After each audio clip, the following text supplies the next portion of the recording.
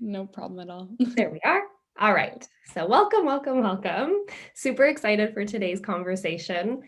Chrissy, I'm really excited to just dive into all of this with you. I'm really excited to explore these concepts of self-mastery and self-inquiry, because even with our just preamble right before this, it was so nice to hear a lot of the same language and the same concepts that we're both interested and passionate about. And I know from listening to the little breakdown of my own profile that you did that you absolutely love, live, and breathe this stuff. So I'm really, really looking forward to kind of who you are and how you got to where you are in the work that you do. So to start off, let myself and the listeners know, who is Chrissy? Who are you? And how did you get to this point in the work that you do and what you offer? Yes, thank you so much for having me on. I'm really excited for this conversation too. And what a big question, right? Who am I today and how did I get here? But it's really such a journey of so many different layers, right? Like of arriving to this moment of figuring out what you really feel purpose to do. And that's where I'm at today. And really, I come from a very, traditional Italian family, suburban upbringing in Northern New Jersey, and really led a life that was super immersed in the identity of being a dancer. And this is really important just because it was something that I saw myself as, was told that I was. It was just like a part of who I was. I ate, slept, and breathed dance. And it's really key because when it came time for that like next big sort of life decision that like defines who you are, which in our society, or at least my experience, is college, I was like, what do I do? Right? Like, where am I going from here? And I was just like, well, I know dance, so I'm going to keep going. So my college career was defined by that as well. I was majoring in dance. I was on the dance team at my school. And I was really just doing it 24/7. And halfway through my collegiate career, I hit a roadblock. Mm. I got out of a class, got injured during the class, and it was like that moment of just sort of my life pausing and being like, what now? Who am I now? I almost didn't let myself go there for a little bit because it was just so unfathomable to me that I didn't know who I was outside of it. So all my preservation mode came in full force. So I pushed through my injury for 2 years dancing. Until I completed college. My body took a toll, my mind took a toll, my emotional health took a toll. And I sort of arrived at the end of college like a broken, fractured person, or version of myself. And so this is sort of the interesting part because this was the moment where I was like, well, if I just get surgery or just fix this up and solve my pain, then I can just quote unquote go back to the way that I was, right? Like this shiny like image of what I thought my life was previously. And I got surgery. I, did all the rehab, and like 1 year, 2 year, 3 years, 5 years later, I was still battling chronic pain as a young 20-year-old. And that like morphed into so many other things, right? Like my chronic pain turned into back pain. All of the experience turned into anxiety and panic attacks where I was pulling over on the side of the road. Like it was just my whole inside, my mind and body were just like shutting and breaking down. And I arrived at this like 5 year mark of trying to find all these answers, right, outside myself to solve this situation. Because I decided along the way, I can't live my life completely until my pain is gone. Like I just made that decision. Like I'm going to postpone my life until my pain is gone. And I arrived at this moment where nothing was working. And I was sitting with my mom crying, like having this moment of just, what do I do? And she turned to me and she was like, do you think this might all be in your head? And I was like, Huh. you gotta be kidding me, right? Like, how dare you insinuate that everything I've been going through is somehow my fault, right? Like that just cannot be true. Yeah. And I remember going to bed that night just like infuriated, right, at the prospect of that.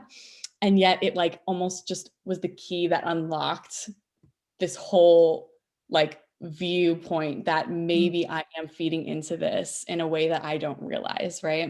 Yeah. So that was like the moment that it was kind of unlocked, and I went and saw, a therapist and started to like process what I was going through emotionally, because up until then I just tried to solve everything physically. Yeah. And that's when a huge just turning point in my life occurred, because I, learned through that experience the impact our mindset and our thoughts and our beliefs and the toll it can take on your physical health and well-being. And it just just blew my mind. And that set off like a ricochet of change in behavior, change in my thoughts, change in my patterns, that I was able to heal my chronic pain in less than a year. After all of that time, I felt like aligned with who I was and my purpose. Like all these things started to fall into place. And I just decided from that point on, I was going to use my background in the medical field as an occupational therapist and what I experienced myself to empower other people to do the same. That's so amazing, because it's so funny how we can get caught in that space and then somebody will say something and we're like, "Oh, how dare you speak my truth that I actually don't want to acknowledge?" Like that's really what it comes down to. And you're like, how can you see me like that? And it is that snowball effect. And I think I've always kind of called it the like spinach in the teeth moment, where we just walk through life and we're like going through it and just doing the things. And then it takes someone else saying like, "Hey, have you noticed XYZ?" And you're like, "Oh, no." And then you do. And then it kind of just starts unpacking itself, because it's like, "Oh, you've actually finally shone the light on what it is that we're going through." And I think that's so, so powerful that it could be somebody close to you saying that, because that can be so difficult to broach that subject of basically saying, what role are you playing in your own suffering, really? So what did that look like to take that ownership and actually say, this is right? Like, I have actually been playing into this. I am a perpetrator of my own suffering at this point. And like honoring the fact that you went through that big life experience. And yes, life happens. But what was that like, that moment of owning your role in it, really? Right. Such a good question. And, if we're looking at that timeline, like it wasn't my fault that I got injured in my Yeah. class, right? Like that was a true injury, that pain was real. But the Mhm. perpetuation of it and the way that I went about healing was my responsibility. And so honestly, it was a reluctant, like, Yeah. like, let me venture into this, because I truly believe sometimes we really need to like reach that rock bottom moment or reach that Yeah. limit that we just are like, okay, I'm finally willing to be vulnerable enough to admit that I don't have all the answers, or that I'm not right in Yeah. this situation. And so it was that moment of being like, I've gotten this far and I'm at this end of my rope, that fine, like, okay, I'll go see somebody and talk to somebody about this. But it was not like thinking that much was going to come of it. Meanwhile, it just then became this slow, I guess I would say, like unraveling of somebody else mirroring and reflecting back to me things that I wasn't able to just see myself. And I think sometimes it is hard to receive from like someone who loves you or knows you or is in your life, because you just automatically assume they have a biased perspective, but when you're sitting across from someone who doesn't know you and they're speaking back what they're seeing, you're like, Mm. oh, okay, Mm. I can receive this. It's hard, but I can receive that Yeah. you're picking up on something that I already somehow know deep down. Yeah. And isn't that so interesting that like we know we know that it's a thing, and then it's not until sometimes those words are just spoken out loud either by someone else or when we finally say it. And then that little like part of ourselves is like, "Oh, thank you for hearing me." Like it's about time. And you're like, oh Yeah. man. So do you have a practice now that brings you closer to hearing that kind of inner voice? Like, is there something that you do now to connect to that inner knowing, or that part of yourself that kind of points out the spinach in your teeth? Like, is there something that people can do at home that maybe are new to this kind of experience of self-inquiry or self-reflection? Mm, yes, yes.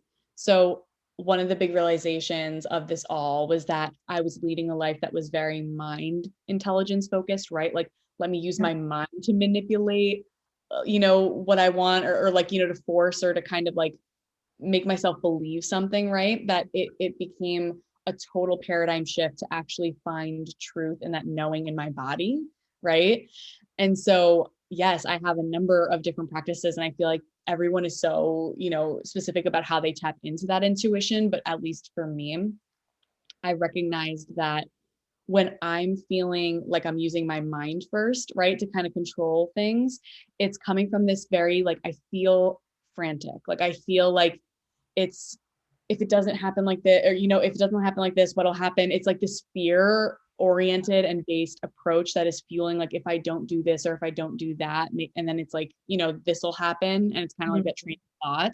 And I just feel this sense of like anxious anticipation, whereas when I'm trying to tap into that knowing and that truth, it's like so settled in my body, even if there's a flurry of excitement, or even there's a flurry of that nervousness because it's pushing you outside of your comfort zone, it's still this groundedness that I feel like I'm most easily able to tap into when I slow down and I'm in like either a meditative state or just a relaxed state. It doesn't even need to be like a formal meditation, where I can really just start to sense, how is my body feeling? Does it feel like I want to escape? Like I'm trying to get out of some fear? Or does it feel like I'm just really locked in to the sense of just knowing something that I can't quite put into words potentially?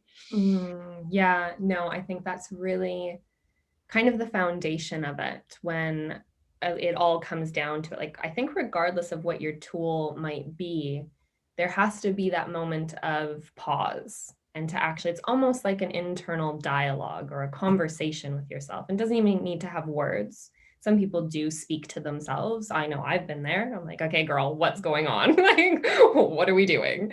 And then other times it is just that, like, closing my eyes and being like, okay, what do I feel? What's happening inside? So I really love that you pointed out the fact that everyone's going to experience that so differently. And I think that's the beauty of this path of self actualization, self realization, like whatever you want to call it.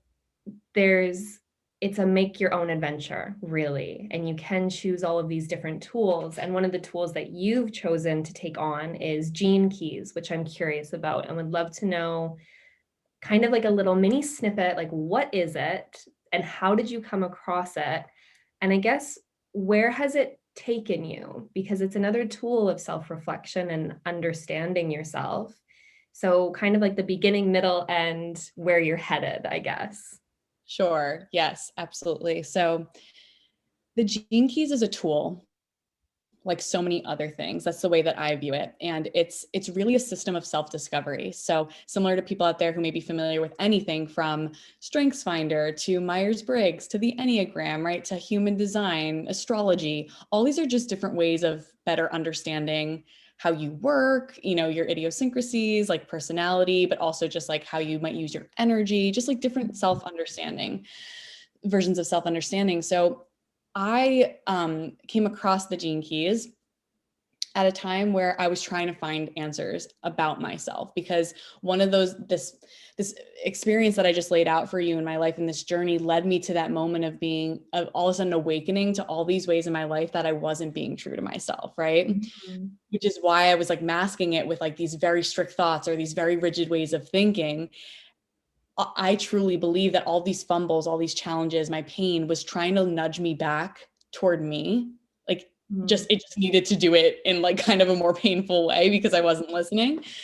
So I came across the Gene Keys when I was just trying to understand a little bit more about my lived experience. And so what I'll say about the Gene Keys again is self-discovery system that really gives you insight to the challenges that you're likely to face internally along the way, and specifically, which is my favorite part, the gift that lives within those challenges. So, like I said, when I truly believe that a lot of the difficult patterns that we experience or things that we face are ultimately trying to be a portal to this higher place. It's trying to get us to a better, like a more true and a more authentic version of us, or like a more what's the word, like aligned, like place of being.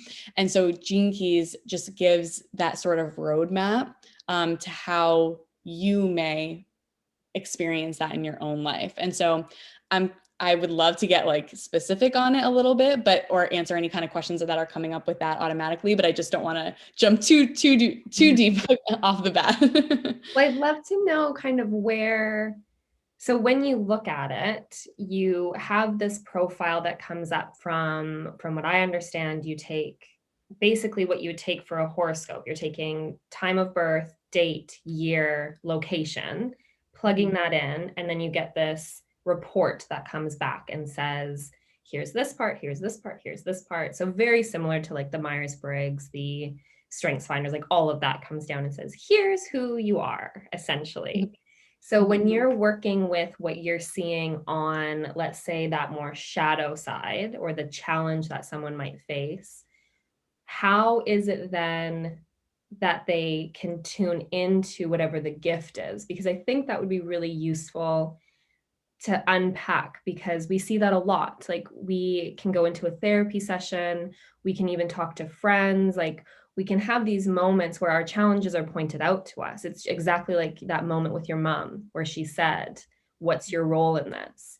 And like that's when a shadow is pointed out. And quite often we can get so caught up in that shadow, either trying to avoid it and trying to like plan our life so that we never find a circumstance where that could possibly come up. But what does it look like to actually find the gift and embrace the challenge or embrace that shadow part? Such a good question. So yes, this is why I love this system, because just like you said, you plug in your birth information and it gives you specific words that describe your shadow states and experiences and the gifts that live in those, right? And so the thing is that there are self-discovery systems that are based on data from just like looking at human behavior. And that's like Myers-Briggs, Strengths Finder, right? They come from examining humans and then putting them into subcategories. Human design and the Gene Keys are having that influence of spirituality and ancient wisdom, in addition with modern science, to come up with archetypes and essences of people, but that gets way more specific. So rather than like 9 Enneagram types, it's like your specific birth information has so many like little elements that make your chart for Gene Keys that much more specific. So when you look at it, it really should feel very, and I haven't found somebody yet who hasn't felt really resonant with those shadow words that come up. Now, the reason I'm talking about these words first is because it's hard to feel like you have a sense of control or resonance with what you're going through if you can't name it and identify it.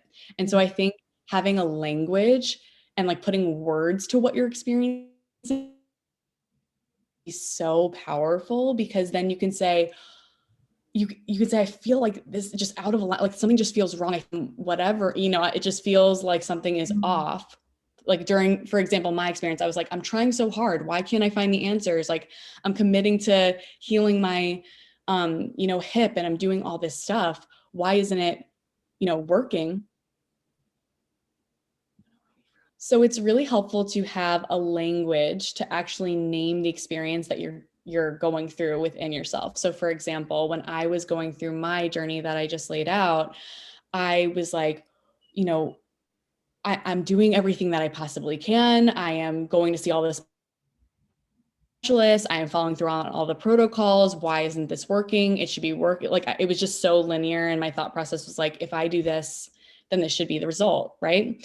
And once I pulled up my Gene Keys profile and I learned that I have this shadow of force, it was like a light bulb went off of realizing that I was trying to push the results, into existence through the way that I determined that it needed to come about, with like having some blinders on, right? And being like, if I just do this, this will happen, right? I just made that decision that was true, and it wasn't, but I was using all this force energy, right? Which is coming from a fear-based place. And so that just resonated with me right away. And it said that the gift in that, the higher expression that that shadow was trying to teach me was actually this embodiment of strength. Because what is more strong than being able to actually settle in to the rhythm and the flow and the timing of things, rather than trying to force your way through it on your timeline with your own expectations? It requires so much more inner strength to actually release those expectations and to trust that following, the breadcrumbs and following, your life experience, that things will work out in the way that they're meant to, in the timing that they're meant to, right? I love that. And I think what I also really appreciate about it is that it's not really about the opposites. It's not about finding, okay, here's this one shadow and now go embody or embrace or cultivate the opposite of that. Because really that's not what it comes down to in general. It is allowing that forcefulness, because there's times where it's needed. There's times where that shadow actually serves its purpose. But then there's other little intricacies of it. So there's like, it's a nuance. There's the gray space of it where it has to be like, okay, but what could help balance that out? Not necessarily meaning that it has to be the opposite. So I think that's really kind of a key point to really dive into, because I think a lot of the time when we talk about either shadow work or we talk about personal development, a lot of what I hear is, okay, well, these are all my really negative qualities that I just want to get rid of and I want nothing to do with them and I'm going to be the opposite. And it's like, okay, and how can we actually do that in a more healthy way? Because as we all know, we can't get rid of our shadows. We can't get rid of and fragment ourselves and just be rid of those aspects. They are a fundamental and crucial part of ourselves.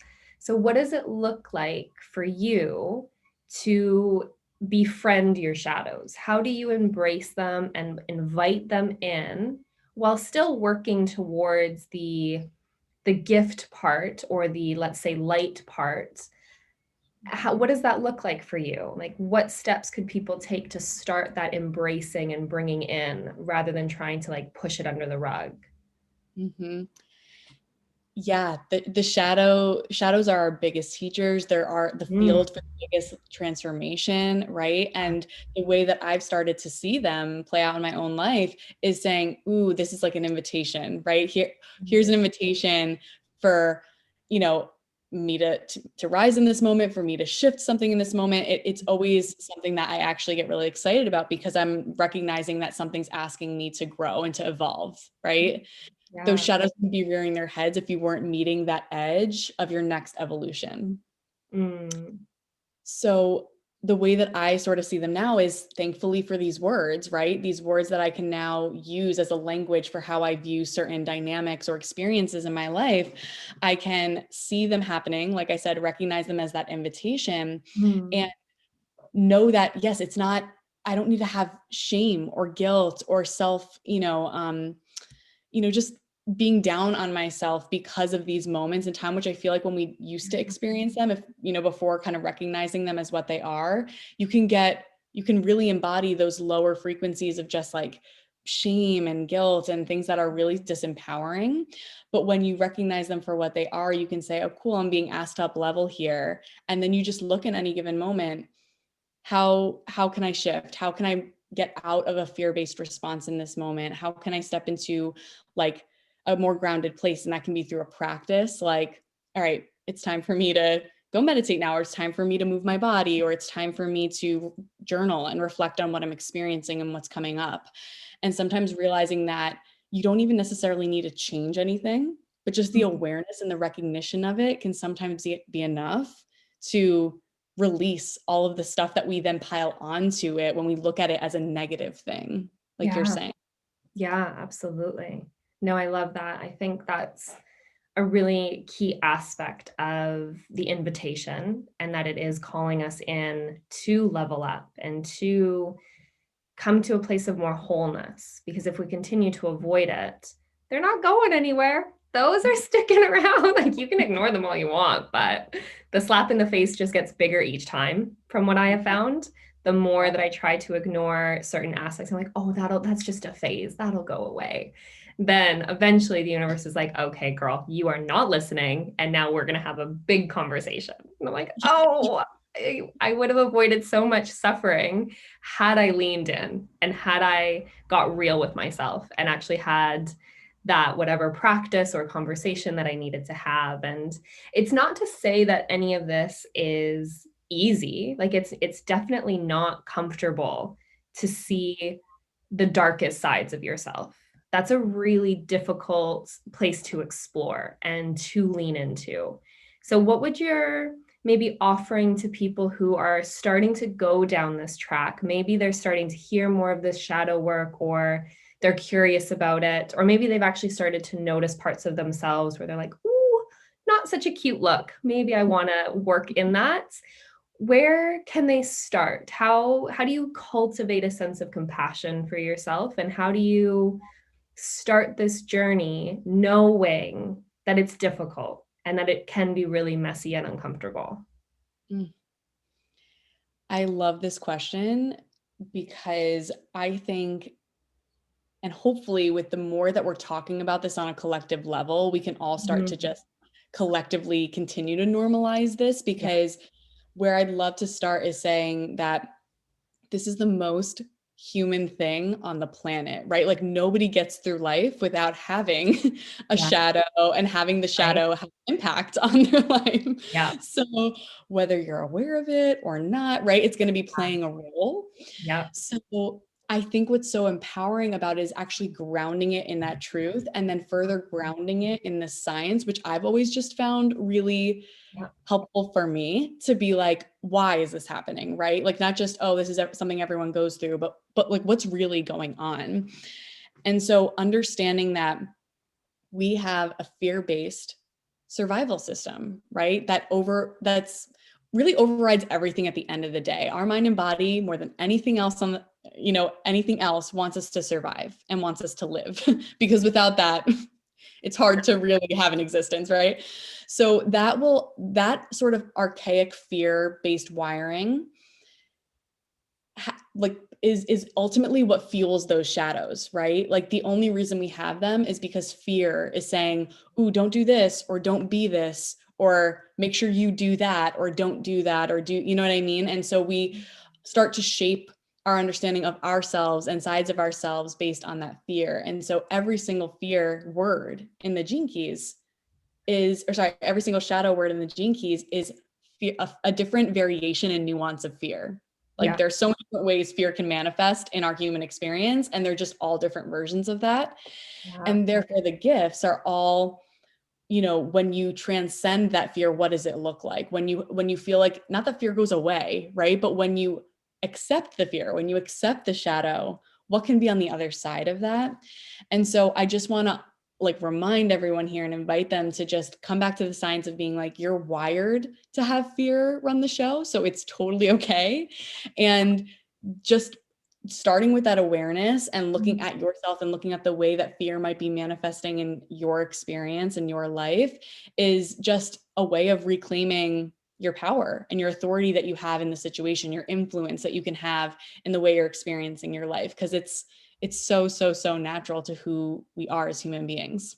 yeah, yeah. I think the fear part of it is just so massive. It's A Course in Miracles that speaks to the fact that every single decision we make is either fear based or love based. There's no, it's either a variation of one of the two. There's no like, oh, this is just a neutral one. It's like, no, you're either coming from this space or from that. Yes. And I think that can remind us that it's inherent. That's a part of our nature. We did have to survive all of these years and get to where we are. So our ancestors, the reason that they survived is because they listened to those gut instincts and they moved away from things that threaten them and towards survival. So it's that moment of like, thank you. Thank you for having these instincts and these things. And maybe they've served their purpose and now it's time to transcend them. And I think that space of curiosity and allowing, and maybe that point of asking the question of like, where is this coming from and what is it trying to teach me? What is on offer here? And I think those questions are so important because sometimes you can't ask it in the moment. Like sometimes you have an emotional reaction and you say the things or you do the action, and then later you're like, oh, that was shadow number 7. Great. Yes. Thanks for coming. But then Yes. you can reflect on it. And I think one thing that I'm really hearing in what you're saying is it kind of comes into that concept that we look at of the observer effect, that once something is acknowledged or once something is observed, it quite literally can never be the same. Like it's always going to now be in awareness. And that's that importance of the spinach in the teeth, of as soon as it's acknowledged, as soon as you can say, oh, that's a pattern, or that's a belief system that I hold, or that's something that's come from fear. Well, you might not change it right away, but you will continue to notice it. And you will continue to say, like, oh, that was a moment where I acted from that pattern. What can I do differently next time? Because this all comes down to neuroplasticity. Like at the end of the day, what we're speaking to is the way in which we can mold and change our brain. And that takes practice. It takes time. But if we can find those tools that really resonate with us, the practice is a little bit easier and we can commit to it a little bit more. So I think that's what I really love about listening to you speak to the gene keys, is because it doesn't have to be one thing for everyone. Like somebody's tool can be astrology and they can say, this is what helps me. For some, it's tarot cards. It's pulling daily tarot cards and reading the readings behind it and saying, okay, that's what I'm working with and through. Maybe it's human design, maybe it's gene keys, like whatever it is. I think that's really beautiful that we can acknowledge all of these levels and layers to it. So I really appreciate that you have found this and can speak to it so powerfully and so, I guess, non-judgmentally as well. I really appreciate that because you have this deep respect for personal discovery as a whole. And I think that's just so, so important. So if we were to think of self-discovery and think of, so let's say self-discovery is meaning this idea of us just getting to know ourselves a little bit better, a little bit more of who am I, what's important to me, all of that. Do you have like a top 3 questions that you ask yourself on a regular basis that helps you along that path? And what does that look like? Mm. Yeah, this is such an interesting question too, right? Because to what we were saying before, we are constantly, the only constant is change, right? So we are always evolving. Our cells and our, nervous system, it's always going through Mm, regeneration, and we're becoming like new versions of ourselves always. And so that's why I think personal discovery is just it's so second nature to us if we allow it to be. mm, And it can come in so many different shapes and forms. And so what I've found is, you know, I don't necessarily come back to rooted questions per se that are always consistent. But what I will say is that, and this is why I love things like the gene keys or whatever system resonates with you, is that I come back and I assess and say, where is this pattern showing up in my life? How do I embody more of this gift, this higher expression? And that starts to give me a little bit of a sense of like where I'm at, how I'm feeling, mm, who am I at this point in my journey? And oftentimes you start to see you are shedding more of the stuff that's not empowering you, and you're stepping into more of the stuff that is, as you're evolving, like little by little by little. And I think, to your point, it can be, since it is such a lifelong process, these evolutions in ourselves, sometimes they can be quantum leaps, sometimes that they can be just little inches forward. And I think embracing that natural part of it is so mm. important, knowing that it might come in the version of pain, like we said, that evolution, or it might come in the version of insight and empowerment and discovery. So good. So, so good. So when you have people come to you and say, Chrissy, help me. I am at XYZ point and I need some guidance. what's the main thing that you see people coming to you with? Is there one kind of general theme, or is like everyone just so completely different that they come to you for different reasons? I Mm. usually find that there's like a general theme of people being like, help me with this thing. And what is that? And how do you help them navigate something like that? Yes. So there has definitely been a through line, and the through line for, I would say, everyone who I've ever had the privilege of working with, it's been, how do I get out of my own way? Really, there comes up, they've Mhm. reached that level of awareness where I was at in my story, where it was like, I can see that X, Y, and Z isn't working. I am now at a loss because I feel like I'm contributing to this, but I'm not really sure how or why. And they come to a point where oftentimes what drives them to this is they're having some sort of physical or mental manifestation of that, like being out of alignment that they're experiencing, right? So either like they're like, I have this unconquerable anxiety, I have this random chronic pain popping up out of nowhere, I have these chronic headaches, like it's all this manifestation of like forcing, right, a certain type of way of trying to get through or to, get to where they want to be. And so they're like, why can't I seem to get out of my own way?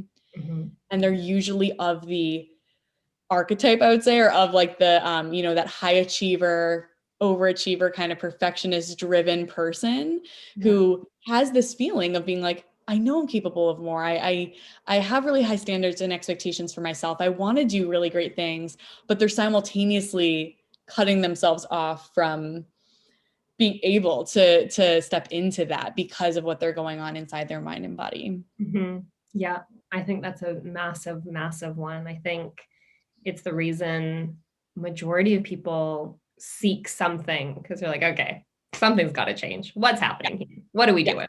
Enough is enough.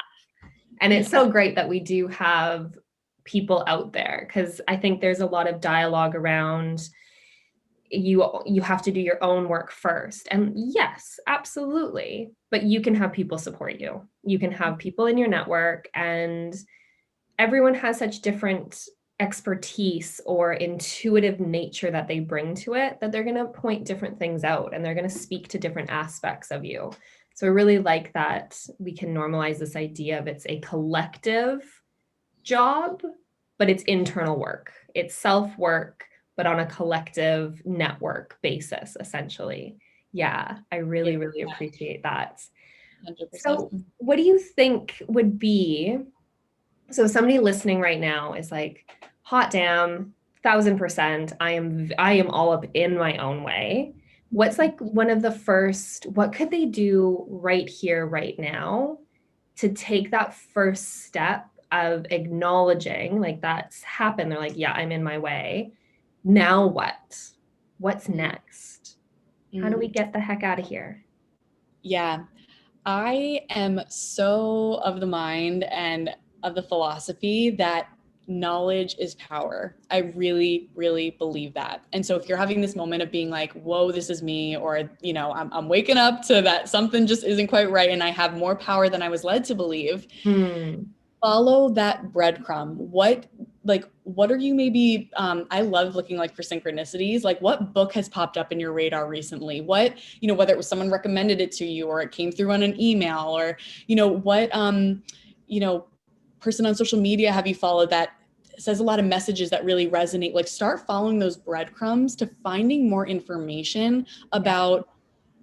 about the way that we work. And when I say knowledge is power, it's like, knowledge alone has the capacity to unravel patterns, right? So like Yeah. when my therapist gave me the book Healing Back Pain by Dr. John Sarno, simply reading about the fact that a lot of physical manifestations of like pain come from emotional sources, that was enough. Like that was enough for my back pain to literally go away within a week. Yeah. And so just follow that breadcrumb to wherever, like I'm saying, you're being led, to just discover that next part of your awareness journey. I really appreciate that because I'm so the same. I'm like, signs will pop up. Like a same book, people will mention it 19 different times and you're like, oh, I should probably check that out. Like, no, go get Yeah. it. The universe is next is just gonna like throw it in your lap. And I think that's the beauty of getting in touch with yourself, because for me, that's the essence of being in flow. That's the essence of kind of like really being a co-conspirator and conspiring with the universe to make things happen and to live a life that you're meant to be and like the path that you're meant to be on when you listen to those signs. Because if we ignore them, then the universe is like, no, what? I'm trying to, no, go that way. What are you doing? And we're like, no, I'll be over here. Thanks. And she's like, wait, what? Like a Yes. little toddler. And you have to say, yeah. So if we could listen to that a little bit more, I could not agree more, because you'll find that those signs just get louder and louder. They really do. Yeah. And there comes a point where you're like, okay, I can't ignore this anymore. Here I am. And I think that's the simplicity of, and like those are the moments where I'm like, okay, shadow work can be so messy and so hard. So it's really about enjoying those synchronistic moments and saying like, oh, this is the easy part. Like, thank you for guiding me in this way and me not having to do so much work, but I am being guided in that. Like, take the wins, take those moments and really celebrate them. It's like, oh, thanks. And then you've conserved your energy for the hard stuff. So I really love that. Really love that. And we're going to link out to the work that you do. So we'll link out to your social media and your website so that people who have heard this and are like, Gene Keys, like, I need to know everything. Or maybe it's you and they're like, I want to know everything about her and the work she does. We're definitely going to link out to all of that. But I do have one more question that I'm so interested to see where you take this one, because we haven't really got into it yet. So I don't really know. Usually I have a pretty good idea of what people will say.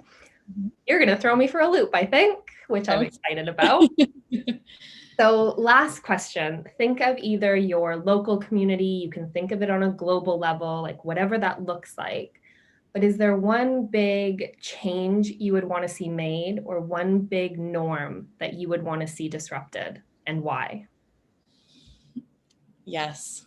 Ooh, I love this question. Yes. Favorite. I love this question. So I love when change is inspired from lived experience, right? So this comes directly from my own journey, but not maybe in the most linear way. So I have been able to sort of trace back so many different challenges I've had, be it in my physical pain journey or my mental health challenges, or, the state of like finding my purpose through my career, like everything, right? I found that so many of my shadows and things that have challenged me come from feeling like women don't, it's hard for us to find the information and the knowledge and the empowerment we need to thrive as women, right? We are living in a society that has like a history that comes from men leading the way, men creating the structure, right? That is where we come from. And so while there's so much more being put out in the world today that is empowering women, and it's incredible to see this evolution here. I think that one of the things I would disrupt are just some of those systems that are still in place that are just not allowing women to like lean into the beautiful way that we're wired to work. Like a classic example is productivity and the way that like a typical work day is structured, and or like I would say just even like approach to work is structured, right? Like, for example, it was mind-blowing to me when I was educated way too late in my life about like a women's cycle and how what the hormones are doing during each phase of those 4 different parts of your cycle, and how women are, you should be working out, eating, and approaching your productivity in 4 different ways during that beautiful cycle in order to leverage you and your energy and your expression, right? And when we're expected to show up the same way every day, over and over, we are just cracking our spiritual, our mental, our emotional well-being. And so I just want to disrupt like all those systems that women are playing into because we feel like we have to on a societal level, and just having us like embrace the way that we work, you know, coming back to those roots. Yes. Yeah. Apps. Yes. Like snaps for days because it's so needed. Like when I went to school for nutrition and we started learning about the cycle and the fluctuations that we experience, it, like you would look around the room and we were all like, what? Like, how do we not know this from day one? Like, how do we just not have these conversations? And B, how have we ever thought that it's okay for two different species almost work at the same level? Like, I'm well aware that we are one, but we're so anatomically different, physiologically different, that to think that we can then show up in the same fashion and form just makes no sense.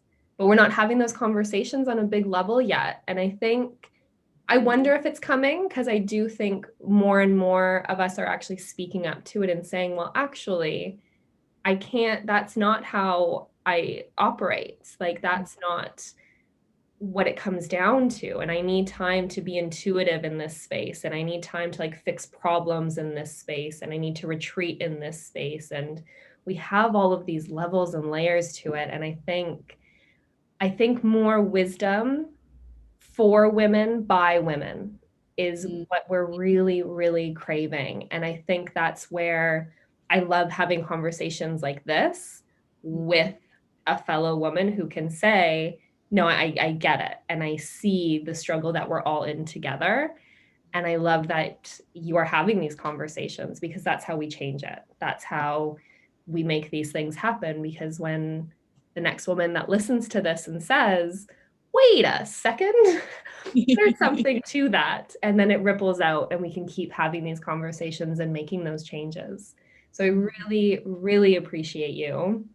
This was such a fantastic conversation. And I think there's so much juice in the idea of what it looks like to actually invite shadows in and what it looks like to become aware of our natural instinctual way of being. And I think it's really appreciated that you bring such compassion, yet such lightness to it, because I think there's a beauty in meeting difficult, hard work with a sense of airy, light respect, if that makes sense, because I think there's just a really beautiful way that you bring all of that together. So thank you so, so much for your time.